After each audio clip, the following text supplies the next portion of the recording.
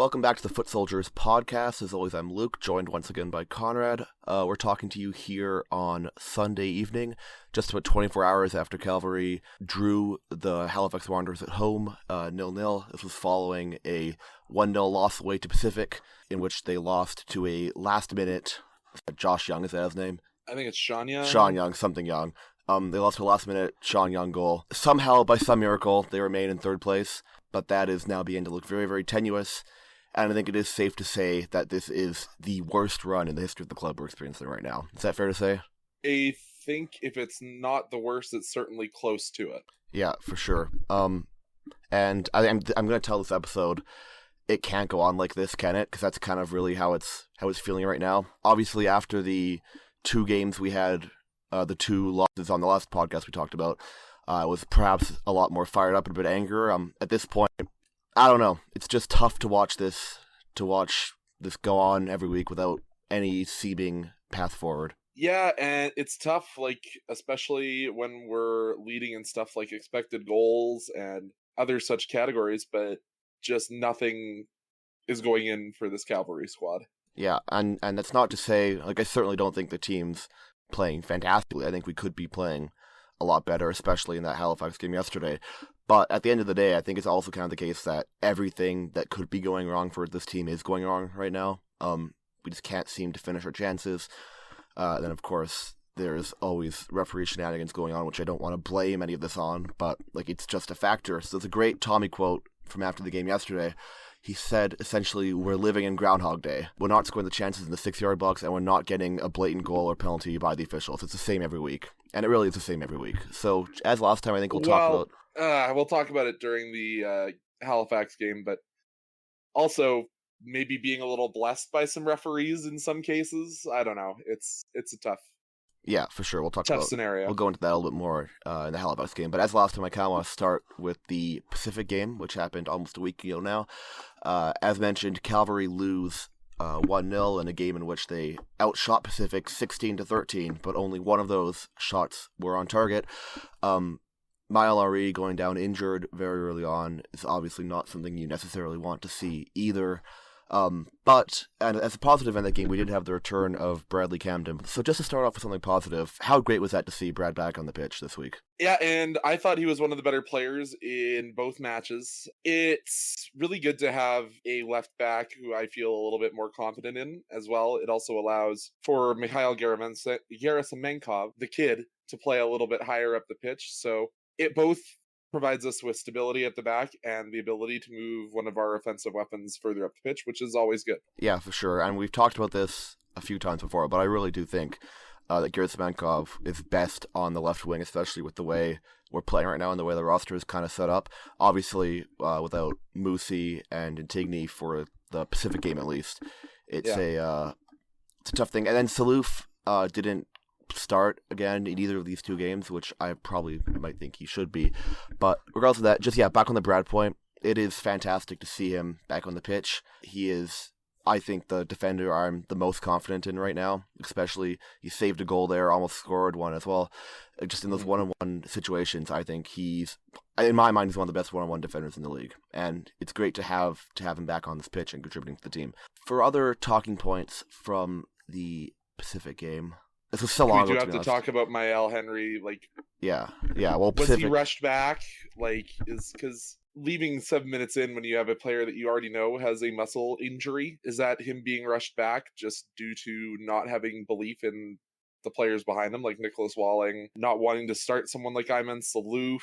I don't understand that decision. Yeah, I think it's definitely a fair question, something worth talking about.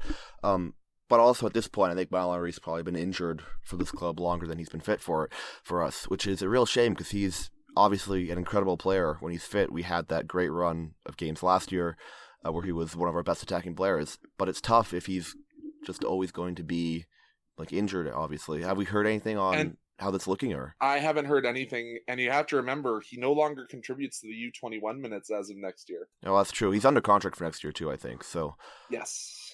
And then obviously Jay Herdman leaving the club in between both games obviously is going to make our... Sure. Yeah. It makes our... Sure. Yeah, sure. But that's obviously less depth in the attack. Is there. it? Well, Is it really less depth in attack? Like, the drone strike did not come nearly as often as we would have needed him to this year. yeah, that's certainly And, true. like, I don't miss him. No. And Vancouver played him 60 minutes today, and I don't think he played that well for them in a loss. No, yeah, for sure. But it's just like I meant, just in the terms of it's another warm body that's now gone. Especially if Henry is going to be hurt, and Musi should be back for the next game. But yeah, the lineup itself, again, there's not too many surprises in the lineup at this point. I think the team is kind of what it is. Max Peepgrass continues to play tremendously in the midfield. And didn't start against Halifax for some reason. No, he didn't start against the province with alma mater. Yeah. But he did come off the bench and was fine there. But I think they wanted to give Baldissimo a bit of game time, get him back into the swing of things. And obviously, I guess you could have dropped Gutierrez for the Halifax game. But yeah, Max Peepgrass continues to be a very important player in Shamit Shom's extended absence. But know who's been a ghost for both of these games that started both of them? Who? Sergio Camargo. Yeah, well, he's been a ghost for a while, I would say. But again, like, one wonders if he's just getting overplayed, right? Yeah, and obviously he played 89 of the 90 against Halifax. It's another one of these things where, hey, do we just not have the legs to replace him in that number 10? Even though I think maybe if we're insisting on playing 90 minutes of Toby Warshevsky, maybe he should be in that 10 for the rest of the season. But maybe I digress a little too much on the Warshevsky situation. But this is so weird, because you and I, we talk a lot. We talk with other foot soldiers and cavalry supporters a lot. We didn't think our depth problem was going to be up front going into the season. No, for sure. And obviously, we thought it was going to be center backs. Yeah, well, that could be resolved very soon. But like, obviously after last year, you get rid of guys like Malcolm Shaw and Lowell Wright, who are, like, obviously not fantastic players for us, and they're not big losses just for their talent, but that's depth. It kind of takes Toby's feet off the fire, I think, right? Yeah, and, like, look at a guy like Sean Rea, who obviously I don't think played very well against us. But if you had a Sean Rea able to come in and play that number 10 and spill some minutes from Sergio, I think it's a much better team. Yeah, no, I think that's fair. And at this point, it's at the point now where I get upset when I look at the lineup graphic and I see Toby in it, because he's just not bringing anything positive to help the team. And if he can't do his job and finish chances to score goals, like, the team is not going to go very far, right? Yeah, and I talked to Charlie Trafford after the match, and the first thing that he said to me was, it's crazy what confidence can do for a team. Yeah, for sure. Because none of these players have it. No. Like, there were so many opportunities for Goody when he's at the top of the box to just put his foot through a ball, and he doesn't believe he can do it. Yeah, no, I think it kind of breeds itself, obviously, where they aren't confident they can score, then they don't score, and they miss more and more and more chances, and it kind of piles on. Like, I do believe that one good game could turn this team around, but I just don't know when it's going to come. You would have had to think it would have been this string of games against Pacific, who's near the bottom of the table, yeah, and Halifax, who is on a terrible run of form. Well, and Valor before that, too. Yeah, like, if the way this team is, though, like, you never, like, I still believe this is a good team, and we have Vancouver next week, which, you know, best last place team in the league, could be that chance there, but, like, you just need something. And a scrappy team that has taken points away from HFX and nearly drew Pacific today. Yeah, no, this Cavalry team, I think they're playing down to the level of their opponents in some ways, right? Because Halifax obviously even going through their own struggles. We'll get into that later, but Pacific are not even in a playoff spot right now, and you just show up at their stadium, and, like, they actually did look, I think, better that game than the Halifax game or the Valor game before that. Like, they had plenty of chances, they just couldn't score it. But yeah, and then obviously Sean Melvin did a good job in goal that game. And Endom is becoming one of the best defenders in the league for Pacific.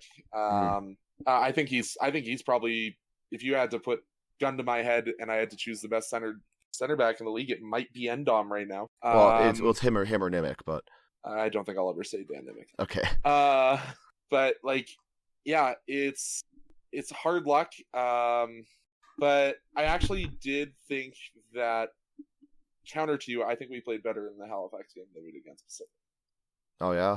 Well, like, what did you see in that Pacific game that you didn't like then? Because obviously they were making chances, like, they just couldn't finish them. I don't believe that the Gutierrez Henri Aird is our best version of the right hand side. I didn't think bringing Walling in helped that. I didn't like Amon Sloof as much in that match as I have in the rest of his time with Cavalry. Mm-hmm. I also think that bringing in Jay Herdman did less than nothing. Yeah, well, that was his last game. I would almost rather have seen Levi Lang than Jay Herdman. Yeah, that's fair. So that's what I thought about the Pacific match. And I thought Marco looked way more locked in against Halifax. Yeah, no, that's certainly fair. But just back to that Nicholas Volling point. Like, is that maybe the funniest appearance in Cavalry history? Subbed in at the 7th minute due to injury and leave at the 62nd. Yeah, and basically they got 3 men to play that that right wing role. And obviously, like, yeah, I wasn't particularly happy to see Volling come on. But if you're not going to start Saloof, like, you're probably not going to bring him on in the 7th minute, right? Because that's basically starting him at that point. Yeah, just really, really hilarious stuff there from Nicholas Volling. I'm getting tired of number 17. Oh, yeah. Brad. I would have rather have gotten rid of him than Herdman, to be honest. But it's going to be hard to find a buyer for him. But it's harder to find a buyer because he takes up one of those international slots. Yeah. Like, I understand why there's some Foot Soldiers fans that like him as a person. Because he's great, he's funny every time I've interacted with him. Yeah. But man, it's just hard to watch sometimes. Especially when he's up on the wing. I prefer him as a right back than I do as on the wing. Oh, so do I. I think that's... Well, he's a backup right back, I suppose, which is one reason why you might not get rid of him too. But yeah. So the Mallory injury in the 7th minute. I think it's pretty clear to me that Pacific were trying to get a red card out of us in that game. Oh yeah, and I think that the clubs have all seen how frustrated this Cavs team is, and are going to try and play to that and try and draw the Cavs into cards. Yeah, for sure, but it's coming at the expense of like they were playing, I think, quite aggressively. I haven't looked at the foul numbers, but I would assume there were a lot of them. And again, yeah, because there was a couple other times when people went down, wasn't there? And yeah, there was 19 fouls committed by Cavalry compared to 9 from Pacific. Okay, well, that just completely disproves my point. But okay, yeah. But yeah, that was a pretty dark moment for the club, that game. Especially giving up the goal in the 92nd. Like, I think you could understand coming away with a 0-0. Yeah, well, away from home, yeah. But that I will say that goal was maybe the least surprising thing I've ever seen. Like, I think it was pretty clear to me that they were going to lose that game. I think they played well, but if you don't take your chances in this league, you're gonna get punished for it. But yeah, I think that's kind of enough about the Pacific game. For sure. I can't really think, unless you can think of any other big points to take away from that, but... No, I will say this just as a general statement, not necessarily pointing at this Pacific match. Yeah. But the play of the league is getting better. For sure. I think, including Cavalry. But Renzo Villanueva and the Linos in this match, they were the worst part of this match. That's the fair. Repping in this league is not growing as fast as the play, and it is causing the product to be borderline unwatchable sometimes. Okay, OBS is not responding. I think it should still be recording, hopefully. No, okay, we're back. Okay, well, we'll see if that got recorded, but technology, ladies and gentlemen. But yeah, and again, I don't want to shit on the refereeing too much because I think it is kind of a lazy excuse. I don't think it's the reason why obviously it's not the reason why we're going through this, but it's certainly worth bringing up always. I've talked to the people who run the evaluation, mm-hmm. and they seem to think that the refs are doing a good job in a lot of these matches, and I don't understand it as a fan of the sport. Yeah, well, yeah, that's fair. That's fair enough. Certainly a fair point. And again, I don't necessarily think that VAR will make it any better because it's just the same people using it, right? Yep. The technology is only as good as those using it. Yeah, for sure. So I think we can move on from the Pacific game and go talk about the Halifax game, which was a beautiful day in Calgary. 3 p.m. Saturday kickoff. Finally, great crowd there. I thought. According to FootMob, just shy of 4,000, so not a bad attendance. Yeah, certainly that's pretty decent, especially considering how the team's playing. You had this many people coming out to watch. But yeah, Calgary is a fair weather city. If the team's not doing well, lots of other things to do in Calgary. It's not like you're in Langley. Yeah, well, yeah, for sure. But yeah, so just looking at the way the team lined up for that one, the only change to the team, as far as I can tell, was Baldissimo in for Peepgrass. Oh, and Tingy in. Oh yeah, on of the wing. course, Insignian for Henri. But yeah, and again, a 0-0 draw that we probably should have lost. I think, to be honest, like Halifax was just all over us right from the very start. They probably should have had a penalty early on. Callum Montgomery, remember, this is Yeah. football. You cannot play the ball with your hand, especially in your own 18-yard box. Yeah, I have no idea. I watched it back. I have no idea how the lino didn't see that one.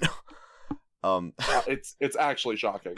It's kind of, like I get the referee because he was obviously turned around and going the other way, but the lino had a plain view of it and just didn't. And it's see on it. the lino's side too. It's not like he's looking at the back of the player. Yeah, and there's no one around him either. He was just standing there on his own in the box. They just gave it a little love tap with his hand. But yeah. And I think if that gets given, the game's obviously going to go a lot differently. We probably lose by 2 or 3-0 if that happens, right? Mm-hmm.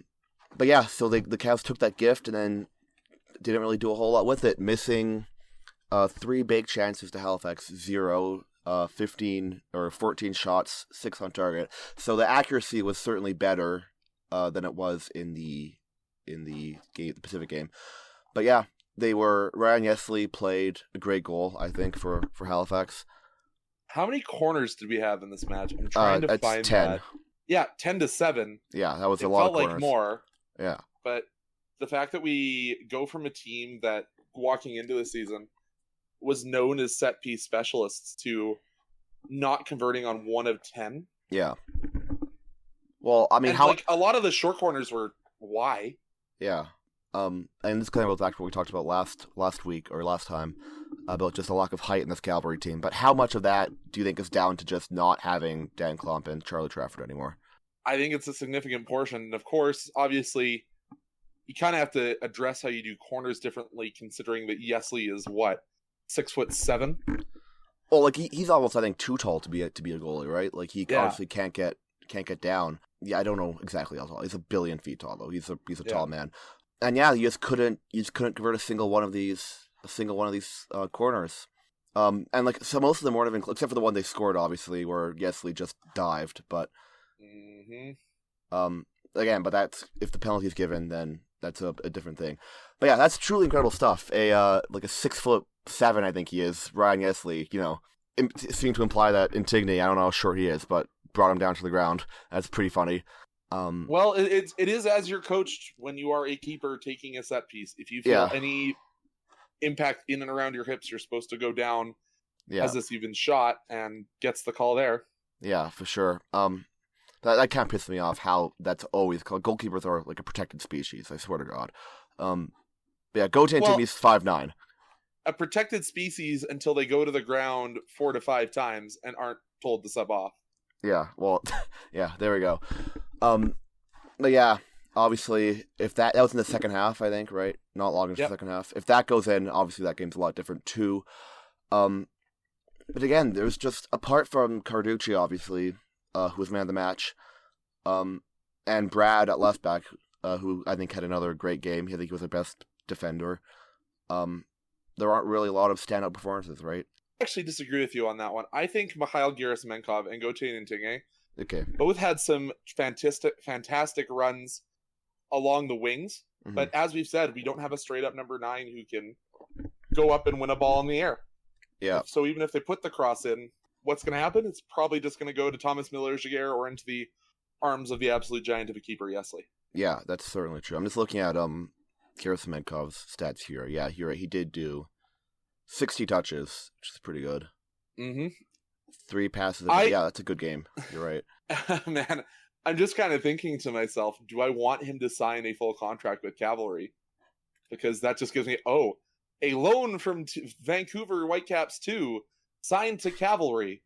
Or have I heard this story before? Yeah. Oh, yeah, Jay Herdman. Yeah. Well, we can loan him out to Vancouver FC next year. I mean, obviously, I don't even know if Vancouver would want to give him up, but I wouldn't be opposed to it. Because will he still be U21 next year? Or? Yeah, he should be. He's pretty young. Yeah, he's 20, so he's going into his 21 years, so he does count. Okay. And just another quick little fact. Thank you to FOTMob here. Gerasimenkov was the most fouled player in the match. Drew 4 fouls. So there you go. Yeah, that's pretty good. I'm not going to complain about that for sure. And how many? Like we had a fair number of free kicks too, right? Where we just didn't. Again, like the set piece problem is burning this team. But that's the kind of thing, like that could just be like a Dan Klump away from fixing himself, you know? Yeah, and also we could be a single shot from Gauthier and T not straight into the arms of Yesley. Yeah, away from a different result in this match. Yeah, for sure. But again, and it's back to the confidence thing that you talked about earlier, right? Like you can just tell watching the games, like the coaching. Tommy's not confident. He had that stupid quote before the Pacific game. Was it like the more games we win, the better our run will be? Yeah, just like and then we have the other Wielden brother getting a penalty or a yellow on the bench to cap it all off too. Yeah, well, that's great to see. But yeah, that's just an all-time quote there from Tommy Wielden Jr. It's like the most obvious statement ever. And it was great to hear that we're now treating these games as playoff games, because, you know, we know how we play in playoff games. Yeah. We really are. He wasn't lying about that. I'll grind my teeth a little bit over here. Yeah. But, like, teams are starting to learn how to play against this Cavalry team, especially when we're not pressing. I thought our initial press in this game was actually quite good, but as soon as we fell off the press and as this game got hotter and Cavs' legs started to tire out, that's when I really felt Halifax grew into the game. For sure. And you're right. Like teams have the game plans that are clearly working against us time after time again. I think another big thing too, teams aren't scared to play us, right? And they're not scared to play at Spruce Meadows either. And some of that is us as fans. Like I feel that 109 has quieted down a lot over the last few matches. Not to point fingers or point blame away from anyone, but like it's felt more like a Spruce Meadows crowd than a Cavalry Atco Field crowd at times. Well, yesterday everyone was at the Bouncy Castles, but that was another great stuff there. Having to spend 20 minutes getting in because everyone's at the Bouncy Castle event, or the car rally going on in Lot 7. Oh yeah, God, that's great. Like if I was a fan of another team, like I would be shitting on us so much for the Bouncy Castle thing. That's so funny. I don't think a lot of other fans knew about that. Oh, until this comes out, but again, Halifax didn't necessarily. I think they were the better team, but they didn't have great stand-up performances either outside of Yesley, right? Like Sean Rea was average. Yeah. Caligari and Telford, I thought they were pretty standard. Yeah. Well, Caligari is like what Elliot Simmons was to this team a couple years ago, right? Like he's just a guaranteed perfectly. 6 out of 10. Yeah. Yeah, perfectly average midfielder. 6.5 out of 10 every time. Yeah. I was hoping Chan and Chanda would get a little bit more of a run out from Tommy. Mm-hmm. I think he is one of the players of the future for this club. I also wonder if Tom Field is just kind of being that body on the bench over the last few games where he doesn't actually want to go into the game with his post-concussion headband. Okay, here we go. Just a fun little talking point here. It has been 65 days since the last time we scored 2 goals or more in a game. Yeah, I was looking at that, and I was listening to the Pacific broadcast, and they were saying, I can't remember who it was now, that is the leading goal scorer in all time for the Canadian Premier League. I have no idea who it is. Is it Diaz? Oh, it's Diaz. Yeah, it's Diaz. He is, okay. 41 goals all time in the CPL. And I went and looked at our team, and the fact of the matter is, like, Toby has 5 goals. Yeah. Which is tied with Sergio Camargo for most goals on the team right now. Yeah, that's not, like, I'm going to say what it is. Like, that's not acceptable from our number 9 striker, right? No, it is not. I think that's kind of, to be honest, but again, there's no one else stepping up to score instead, but, like, that's the biggest issue with this team right now, is we can't score, and when your striker is obviously not doing it, like the team will only go as far as Toby Warshevsky goes, right? Yeah, and like we all thought that Kanija Elva would be the solution, but just like the rest of our squad, he seems to be the most injured player in all of humanity. I saw him walking around in plain clothes yesterday as well. Oh, that's fantastic. Ali Musi lost his head and now has served all 3 games of his suspension. Well, Tommy did say something about how he thinks like Moosey's going to be like coming back firing after suspension. Someone has to be. No, I think he honestly will. Like, I think he'll be fired up. Like, do you remember last year when Moosey came back from his injury and just scored 2 goals in 10 minutes against Ottawa? Yeah, that's what we have to hope. Yeah, no, that was like an all-time appearance. So, hopefully we can run it back that next week. You know what? I would like to see Ali Moosey maybe play that number 10 role. Yeah, no, that's He's fair. a distributor. That's next fair. Match. But the kind of problem is he's, I think, almost too one-footed to do that, but... Give Sergio a game off. Yeah, no, for sure. That's all I care about at this point. I would rather see Toby in the number 10, to be honest, but yeah. And then put Gote or Channon up top? Yeah, that's what I would do. 60 minutes? I would do... Well, you could do Gote for 60, then, yeah, figure it out from there. But yeah, like, I don't know, I just feel we can't start Toby at striker again. Like, it's madness. It's to do the same thing every week. Yeah, that is the definition of insanity, is Yeah. doing the same thing and expecting different results, right? Well, Toby has 3 non-penalty goals this year in the CPL. And we all know that refs in this league refuse Yeah, we don't get penalties. to give penalties. Yeah, Camargo, Moosey, and Toby all have 5 in the league. Elva has 2, and then after that, no one has more than 1, which is just great stuff. We just have an attack that doesn't score anymore. And yeah, and teams aren't scared at all of facing us. But teams are scared of facing Forge and Ottawa. You can tell it from the way they play. But when they come to Spruce Meadows, it's like they're comfortable to play their game however they want. And we don't force that issue upon them. We need to start asserting our authority, well, especially at home. Yeah, we have to get our confidence back. And again, 1 win. I still think 1 win could be enough to do that. Which it could be this Sunday, 5 p.m. Calvary back at home, taking on last placed Vancouver FC, who of course best last place team in the league, without the best last place coach, unfortunately. I think it's better for the league that he's gone. Well, it's less good for my personal enjoyment, but this is fair. We'll have the return of Calvary legend Martin Nash to the dugout in Calgary. Yeah, there's not a whole lot to say about it apart from we have to win. Need to pick up points in every single one of our additional games here. Yeah, no, it's we have 10 playoff games to go. And even barring that, like, I just want to see some goals, man. Like, it's kind of crazy. Well, we had the premature smoke yesterday, which was great. Oh yeah, good job, Mark. Yeah, shout out, Mark. But yeah, I need to feel the rush of a proper goal at home. It's been too long. Like, remember the good old days of May when we got to have 4 goals in a game? How great that was. And it's not a lot of games against teams that are below us left for this squad. No, it's not. We have Vancouver this week, then Ottawa, Forge, York, Halifax, Valor, Ottawa to end the year. Oh, that's fantastic stuff. Hey, we're going to be the team to beat Forge when we meet up again on the 30th. We're ending the unbeatable. Yes, I believe. Ottawa, Forge, back-to-back. That's going to be 2 legacy games right there. I'm calling it now. Do you want to do a prediction for the Vancouver game, or...? Just fucking win, baby. Just fucking win.